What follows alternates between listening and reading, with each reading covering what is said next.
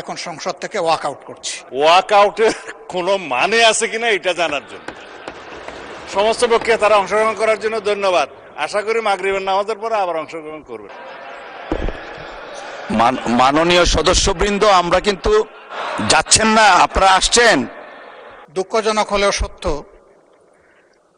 বিরোধী দলের যৌক্তিক বাধা সত্ত্বেও যে কয়টি গণবিরোধী বিল আজকে পাশ হয়েছে, আমরা তার দায় নিতে চাই না। এই জন্য আমরা এখন সংসদ থেকে ওয়াক আউট করছি।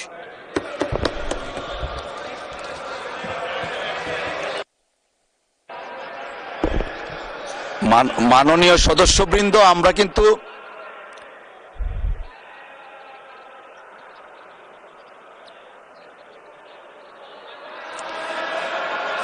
যাচ্ছেন না, আপনারা আসছেন।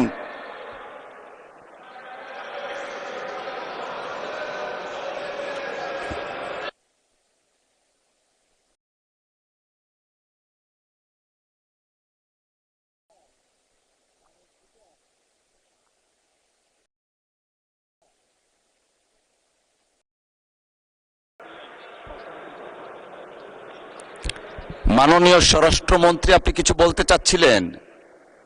আচ্ছা, একটু মাইকটা দেয়া যাবে দয়া করে? ওনারা অনেকেই আছেন, কিন্তু এখনো আপনি চাইলে বলতে পারেন। আমি ধন্যবাদ জানানোর জন্য উঠছি।